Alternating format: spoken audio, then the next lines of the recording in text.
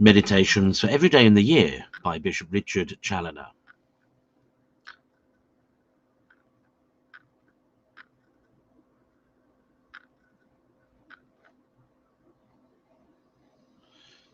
September 20th.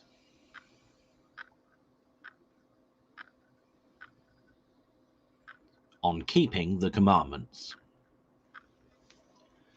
Consider first that there is no salvation for us without keeping the Ten Commandments. They are a short abstract of that natural and eternal law which was imprinted in the heart of man from the beginning, before the written law was delivered to the people of God.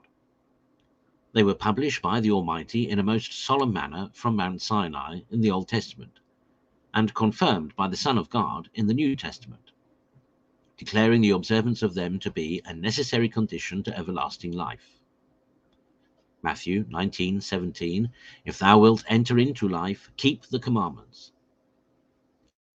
The keeping of these he will have to be the test and proof of our love of him.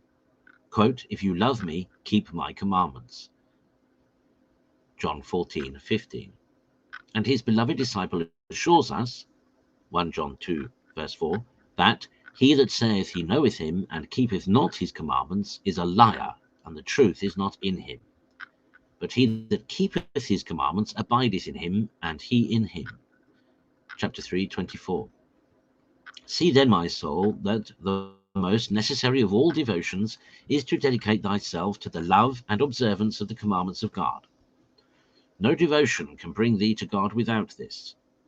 This is that instrument with 10 strings, so often recommended by the psalmist, which makes the most agreeable harmony in the ears of his divine majesty.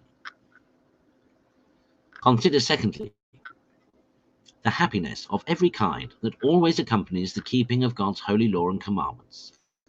As the same royal prophet witnesses in many places, particularly in Psalm 118, which is full of testimonies to this effect. The law of the Lord, saith the psalmist, is unspotted, converting souls. The testimony of the Lord is faithful, giving wisdom to little ones. The justices of the Lord are right, rejoicing hearts. The commandment of the Lord is lightsome, enlightening the eyes. The fear of the Lord is holy, enduring forever and ever. The judgments of the Lord are true, justified in themselves. More to be desired than gold and many precious stones, and sweeter than honey and the honeycomb. For thy servant keepeth them, and in keeping them there is great reward. What encomiums are here heaped one upon another of the law and commandments of God under different denominations, and of the excellent fruits that grow from the observance of them. Firstly, the law of God is beautiful and pure, without spot or blemish, and it has a wonderful efficacy to turn the soul from sin to God. Secondly, it is faithful to what it proposes and promises, and imparts the truest of all wisdom to little ones, that is, to the humble, who willingly submit their necks to its sweet yoke. Thirdly, it is right in every tittle, agreeable to the sovereign reason, and carries with it joy to the hearts that embrace it. Fourthly, it is full of spiritual light, to enlighten the inward eyes of the soul with divine truths.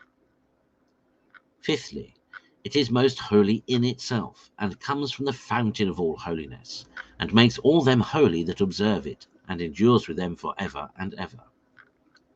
Sixthly, it is true and just, as being given by the eternal truth and justice, and justifies itself by its own evidence. Seventhly, it is more amiable and desirable than all the treasures of the universe, and more sweet and delightful than anything this world can afford, by reason of the spiritual riches of virtue, grace, and merit, and the manifold consolations and inward pleasures the observance of it brings to the soul, besides the reward hereafter, which is incomprehensible and eternal. Consider, thirdly, that the observance of the commandments of God is not only essentially necessary to salvation, and every way admirable in the fruits it produces, both for this world and the next, but is indeed very sweet and easy to men of good will. Our Lord assures us in Matthew 11 verse 30 that his yoke is sweet and his burden light, and that instead of oppressing us with its weight, it brings refreshment and rest to our soul. And St. John, 1 John 10 verse 3 tells us that this is indeed the charity or love of God, that we keep his commandments, and that his commandments are not heavy. Love makes all things easy that are done for the sake of the beloved, and therefore the true lover of God finds no labor in the keeping his commandments. The grace of God makes them all sweet and agreeable to him. O teach us, dear Lord, to love thee and command what thou pleasest. Thy grace will make all things easy and pleasant that are to be done or suffered for the love of thee. Conclude to seek thy happiness, both for time and eternity, in the observance of the law and commandments of God. Nothing else can ever make thee happy. Give ear to the apostle, Romans 2 verses 9 and 10. Tribulation and anguish upon every soul of man that worketh evil, but glory, honour, and peace to every one that worketh good.